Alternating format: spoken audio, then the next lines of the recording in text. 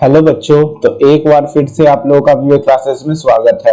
तो आज हम लोग नए टॉपिक के साथ आए हैं और आज का हमारा टॉपिक रहेगा trigonometric ratio of particular angle. ठीक है, पहले हम लोग कॉम्प्लीमेंट्री एंगल और ट्रिग्नोमेट्रिक रेशियो कर चुके हैं। अब हम लोग पढ़ेंगे ट्रिग्नोमेट्रिक रेशियो ऑफ कॉम्प्लीमेंट्री मतलब पार्टिकुलर एंगल। ठीक है, तो हेडिंग लगा लेते हैं। बाकी अगर आपका दो वीडियो छूट गया, दो लेक्चर छूट गया और उस पर हमने क्वेश्चन किए हैं तो वो आप देख सकते हैं। ठीक है, इसका प्लेलिस्ट बन चुका है। ठीक है, चलिए तो इसमें हम लोग पढ़ेंगे आज ट्रिग्नोमेट्रिक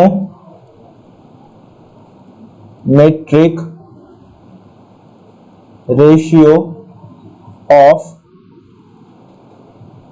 पार्टिकुलर एंगल। ठीक है, तो अगर हम लोग बात करें तो ट्रिग्नोमेट्री में हम लोग लगभग 0 डिग्री, 45 डिग्री, 0, 30, 45, 60 और 90 डिग्री के बारे में पढ़ते हैं। ठीक है, तो ये सब कैसे पढ़ेंगे हम लोग, तो आप लोग को एक बार रेफरेंस बता देते हैं। जैसे हम लोग पढ़ेंगे इसका कि साइन 0 का वैल्यू क्या होता है, साइन 30 का वैल्यू क्या होता है, साइन 45 का वैल्यू क्या होता है, साइन 60 का वैल्यू क्या होता है, साइन 90 का वैल्यू कैसे क्या होता है। उसी तरीके से हम लोग पढ़ेंगे cos 0, cos 30, cos 45, cos 60, cos 90 और हर एक जो भी हम लोग पढ़े हैं sign, cos, tan, cot, cosec, sec, वो सब का हम लोग एंगल जानेंगे। ठीक है, तो आज का हमारा जो लेक्चर रहेगा वो पूरा इसी पे रहेगा। आज हम लोग क्वेश्चन में भी ना कर सके क्योंकि आज हम लोग देखेंगे कि ये एंगल कैसे निकाला जाता है। सबसे पहले अगर हम लोग वो जान लिए तो कि कैसे एंगल निकाला जाता है या किसका वैल्यू क्या होता है। जैसे साइन 0 का वैल्यू क्या होता है, साइन 0 का वैल्यू 0 होता है, तो वो कैसे होता है। ठीक है, तो अगर वो जान लिए तो हम लोग को कोई दिक्कत नहीं होगा आगे। ठीक है, चलिए तो सबसे पहले हम लोग जो पढ़ेंगे वो 30 डिग्री और 60 डिग्री कैसे निकालते हैं वो पढ़ लेंगे। ठीक है, तो इसके लिए हम लोग क्या करते हैं, take equilateral triangle, take equilateral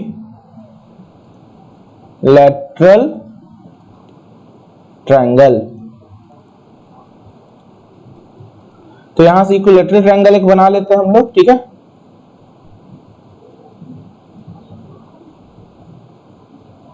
चलिए ये हमारा इक्विलैटरल ट्रायंगल हो गया।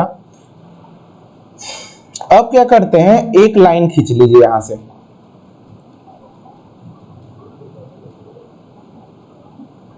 इसका बाइसेक्टर। ठीक है, चलिए इतना समझ में आ गया होगा। अब क्या करते हैं, take equilateral triangle A B C. ठीक है, तो इसका मार्क कर दीजिए ए, अच्छे से कर लेते हैं, अच्छे से देखते चलिएगा।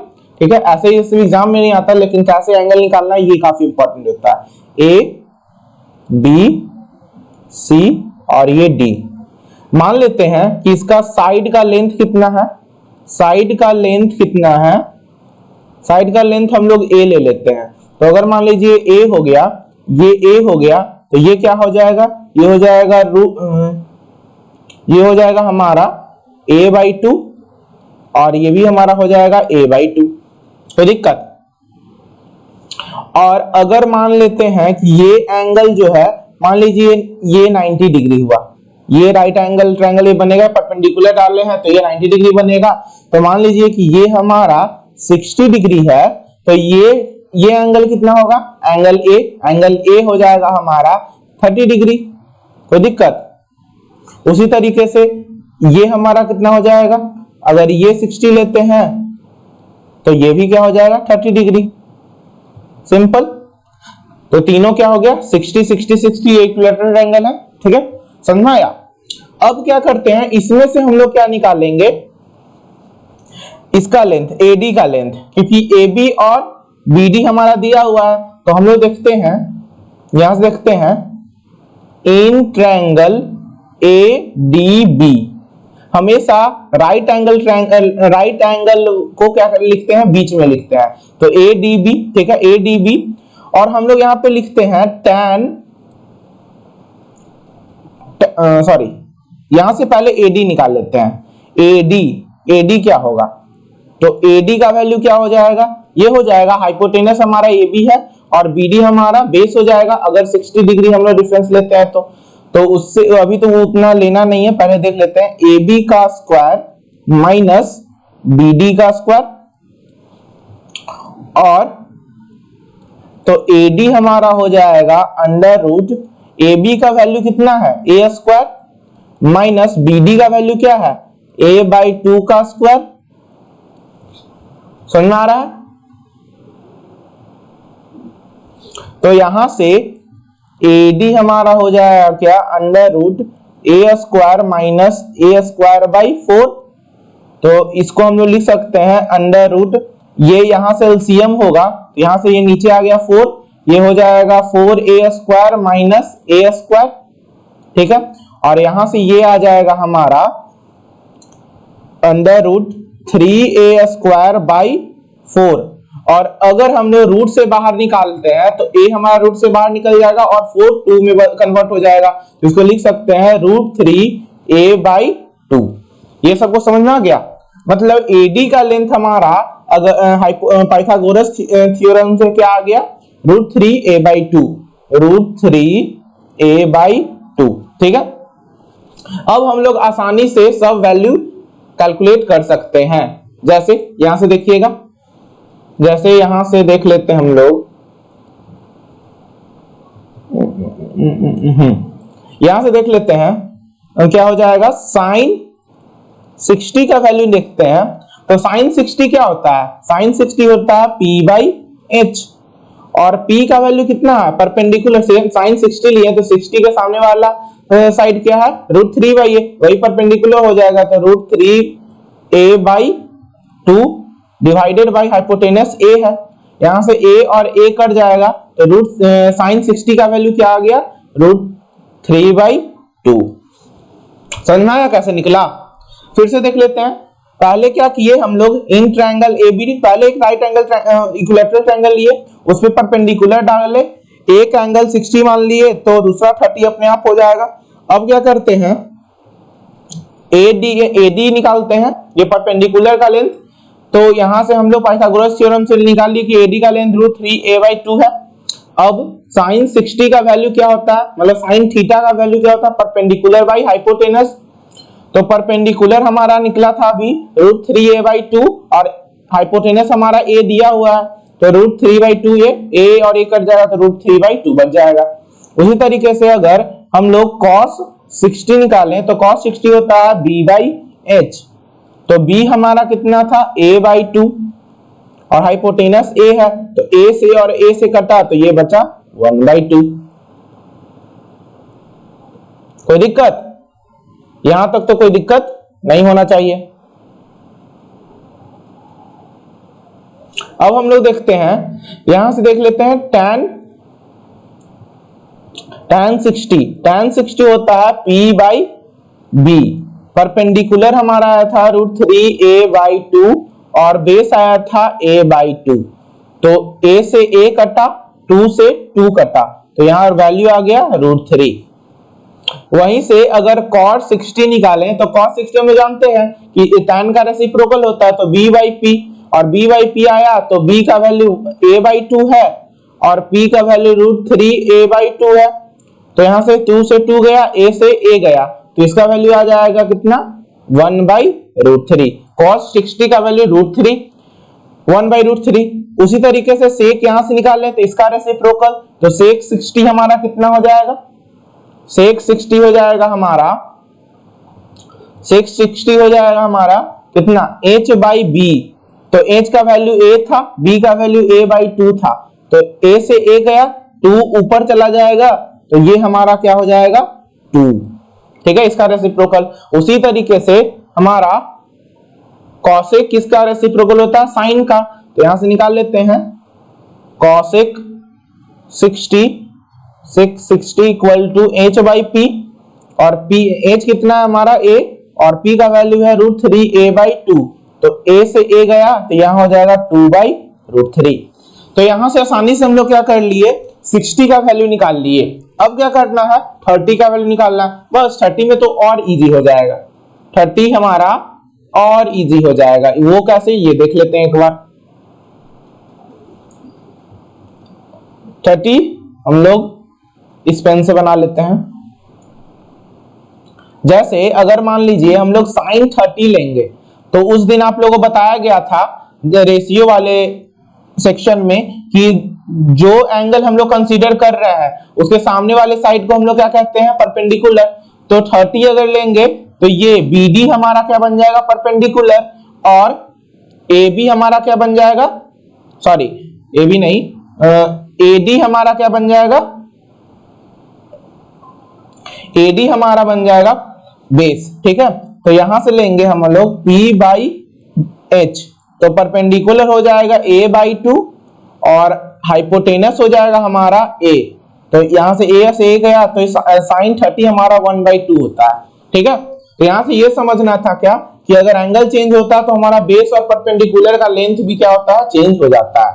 उसी तरीके से अगर cos 30 लें तो cos 30 होता है B/H, और बेस हम लोग का अब हो गया है √3a/2, और हाइपोटेनस A ही रहेगा, तो A से कटा तो √3/2 बच गया। ठीक है, उसी तरीके से यहां से cosec 30 लिख सकते हैं, यहाँ पे इसका रेसिप्रोकल तो 2, और sec 30 हम लोग लिख सकते हैं यहां से 2/√3।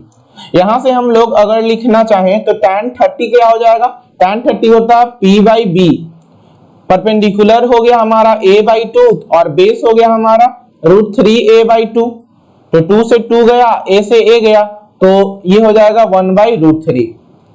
और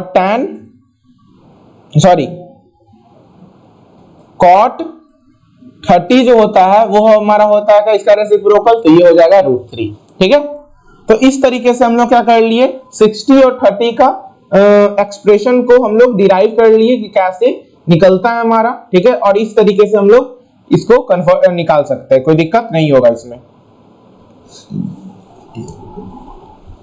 अब देखते हैं next, to derive angle 45 degree. 30 हो गया, 60 हो गया, अब 45 डिग्री कैसे होगा। तो 45 डिग्री के लिए ज्यादा कुछ नहीं करना, 45 डिग्री के लिए हम लोग एक राइट एंगल ट्रायंगल ले लेंगे। 45 डिग्री के लिए हम लोग एक राइट एंगल ट्रायंगल ले लेते हैं।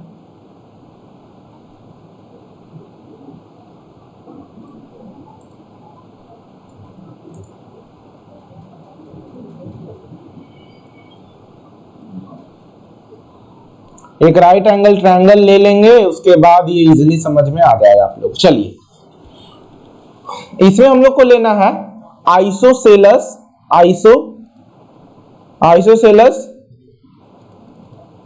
Right angle triangle. अब आप लोग पूछेगा आइसोसेलस, तो आइसोसेलस तो आप लोगों को पता ही होगा।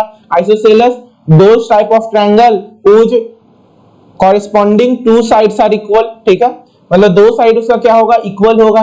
इसमें मान लीजिए कि इसका साइड A है और इसका साइड A है, और इसको हम लोग B मान लेते हैं। ठीक है, ये दोनों साइड A हो गया और ये B हो गया। ठीक है, तो अब हम लोग यहां से देखते हैं क्या,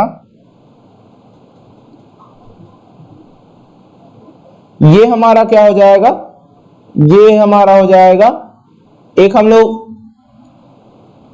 ये लेने की आवश्यकता नहीं है इसमें। ठीक है, चलिए ये हो गया।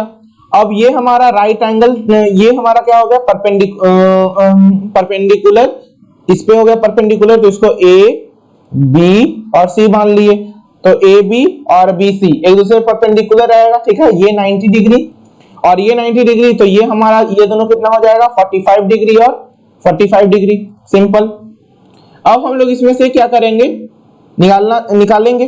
तो सबसे पहले देख लेते हैं कि A और A मान लिए, तो AC का लेंथ कितना हो जाएगा। AC का लेंथ हम लोग निकाल सकते हैं A square plus A square, कोई दिक्कत, और A square plus A square हो गया, तो यहां से हम लोग कर सकते हैं कि ये हो जाएगा 2A स्क्वायर, और इसको हम लिख सकते हैं √2A, कोई दिक्कत।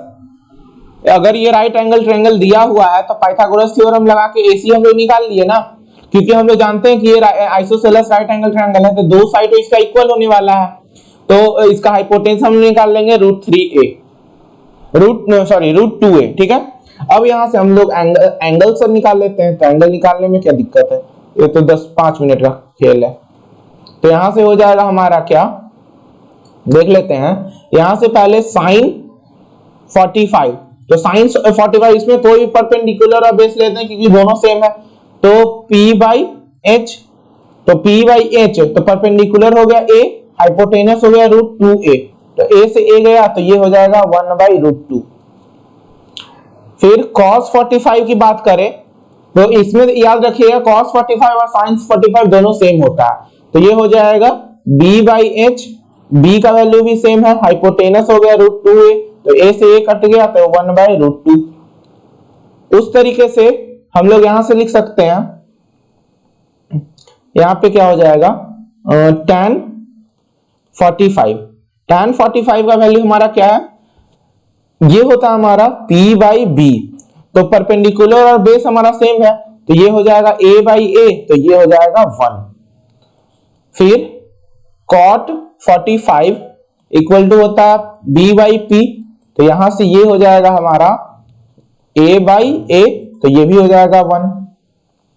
उस तरीके से sec 45 क्या हो जाएगा, sec 45 cos का रेसिप्रोकल h/b, h का वैल्यू हमारा कितना है, h का वैल्यू है हाइपोटेनस का वैल्यू √2a और बेस का वैल्यू a से a गया तो ये √2, और cosec 45 का वैल्यू है हमारा h/p, इसका वैल्यू कितना है h/p,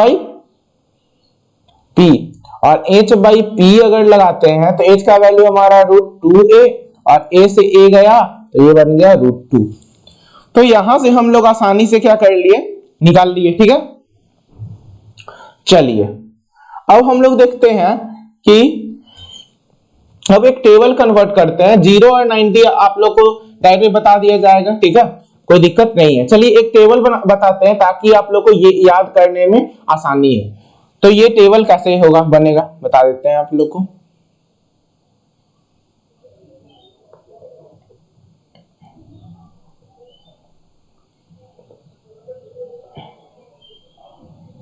वन मिनट,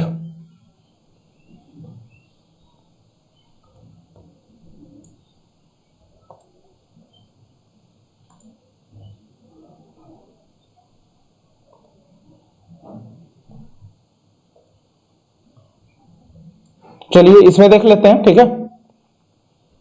एक टेबल इसमें बनाना है हम लोग को।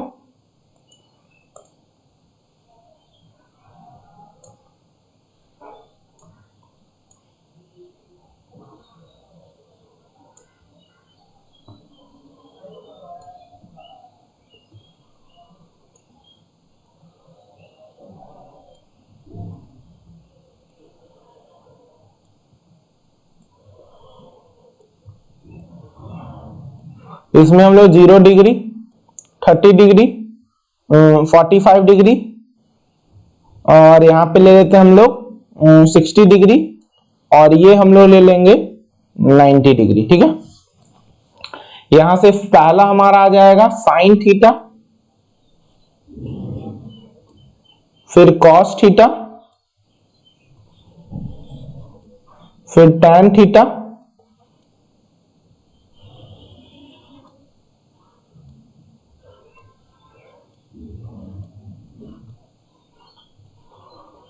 कॉट थीटा,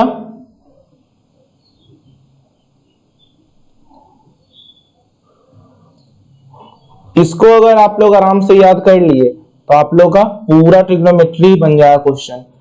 एंगल बहुत इंपॉर्टेंट है, इसमें एंगल का वैल्यू आप लोग को याद रखना चाहिए, ये नहीं कि एग्जाम में आप लोग डिराइव करना शुरू कर दिए तो उससे गड़बड़ हो जाएगा। कॉसेक थीटा, ठीक है।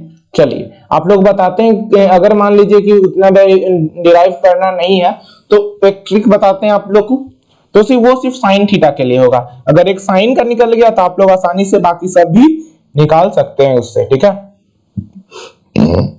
चलिए यहां से मान लेते हैं कि इसको हम लोग लिख लेंगे ऐसे, यहां 0 एंगल है तो 0/4 कर लिए, इसको लिख लिए 1/4, इसको लिख लिए 2/4, इसको लिख लिए 3/4 और इसको लिख लिए 4/4। ठीक है, अब 0/4 का वैल्यू क्या होगा? 0 होगा।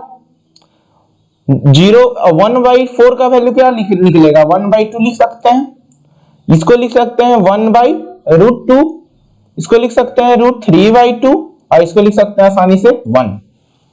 तो यहां से हमारा क्या आ गया? साइन 0 का वैल्यू 0, साइन 30 का वैल्यू 1/2, साइन 45 का वैल्यू 1/√2, साइन 60 का वैल्यू √3/2 और साइन 90 का वैल्यू 1। आया समझ में? कोई दिक्कत? इसमें कोई दिक्कत नहीं होना चाहिए। चलिए, तो अगर मान लीजिए कि साइन 0 का वैल्यू आ गया, तो साइन का वैल्यू अगर आ गया तो कॉस का वैल्यू कैसे निकलेगा? ये भी है।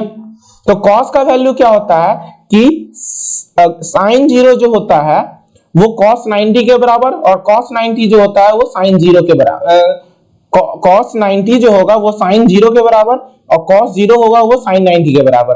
तो इधर से ये क्या हो जाता है? अपोजिट डायरेक्शन चलने लगता है। तो cos 0 का वैल्यू 1 हो जाएगा, cos 60 का वैल्यू √3/2 हो जाएगा, cos 45 का वैल्यू 1/√2 हो जाएगा, cos 30 का वैल्यू 1/2 हो जाएगा और cos 90 का वैल्यू 0 हो जाएगा। समझ में आया? cos 0 का वैल्यू 1, cos 30 का वैल्यू √3/2, cos 45 अभी बताए थे कि sin 45 cos 45 सेम होता है, फिर cos 60 का वैल्यू 1/2 और cos 90 का वैल्यू 0। ठीक है, अब हम लोग यहां से जानते हैं कि tan थीटा जो होता है, वो होता है sin theta by cos theta. ये कैसे पता चला? तो इसको लिख सकते हैं, sin को क्या लिख सकते हैं? p/h और cos को लिख सकते हैं b/h। तो h कट गया तो ये क्या आ गया? p/b, और p/b हमारा क्या होता है? tan थीटा होता है। तो उसी तरीके से इसको लिख सकते हैं 0/1 मतलब sin बाई cos, तो ये होगा 0, 1/2 डिवाइडेड बाई √3/2, तो 2 से 2 गया तो ये बचेगा 1/√3। उस तरीके से tan 45 के लिए 1/√2 डिवाइडेड बाई 1/√2, तो ये दोनों कट जाएगा तो ये बचेगा 1, फिर √3/2 डिवाइडेड बाई 1/2, तो 2 से 2 गया तो ये बचेगा √3, फिर 1/0 जो होता है वो अनडिफाइंड होता है, इसको इंफिनिटी कहते हैं या अनडिफाइंड कह सकते हैं। ठीक है, फिर cot थीटा जो होता है वो tan थीटा का रेसिप्रोकल, तो इसको इस तरीके से, तो cos 90 जो होगा वो tan 0 के बराबर और tan 0 जो होगा वो cos 90 के बराबर, तो इसका रेसिप्रोकल, तो ये इंफिनिटी हो जाएगा, यहाँ पे √3, ये 1, ये 1/√3, फिर ये हो जाएगा 0। अब हम लोग देखते हैं sec जो होगा cos का रेसिप्रोकल, तो cos का रेसिप्रोकल तो 1 का रेसिप्रोकल 1, फिर √3/2 का रेसिप्रोकल 2/√3, 1/√2 का रेसिप्रोकल √2, 1/2 का रेसिप्रोकल 2 और 0 का रेसिप्रोकल 1/0, तो ये भी हो जाएगा अनडिफाइंड इंफिनिटी। अब क्या होता है? cosec होता है sin का रेसिप्रोकल, तो 0 का रेसिप्रोकल अनफिनाइट, फिर ये 1/2 का रेसिप्रोकल 2, ये √2 हो जाएगा, ये 2/√3 हो जाएगा और ये हो जाएगा 1। तो इस तरीके से हम लोग क्या किए? पूरा एंगल का डेरिवेशन कर लिए आसानी से। इसमें आप लोग को याद करने की आवश्यकता नहीं है, लेकिन आप लोग को इतना क्वेश्चन बनवाया ही जाएगा कि आप लोग को याद हो जाएगा एग्जाम के बोर्ड तक। ठीक है, बोर्ड जब तक होगा तब तक आप लोग को ये याद करवा दिया जाएगा। ठीक है, तो ये हो गया। इसमें हम लोग क्या क्या आज पढ़ लिए देख लेते हैं, एक बार रिव्यू कर लेते हैं। तो इसमें हम लोग आज पढ़े trigonometric ratio of particular angle में सबसे पहले 60 और 30 डिग्री को निकालना सीखे इक्विलैटरल ट्रायंगल लेकर। ठीक है, उसके बाद हम लोग 45 डिग्री का डेरिवेशन सीखे आइसोसेलेस राइट एंगल ट्रायंगल से। फिर उसके बाद हम लोग टेबल बनाकर ये सीख लिए कि अगर हमें डेरिवेशन नहीं भी आता फिर भी हम लोग लिख सकते हैं, सिर्फ हमें साइन को निकालना आना चाहिए इस तरीके से। ठीक है, तो चलिए आज के लिए इतना ही। अगले लेक्चर में आपको इस पे हर एक तरह का क्वेश्चन करवा दिया जाएगा। तो आज के लिए इतना ही, बाकी पढ़ते रहें। धन्यवाद।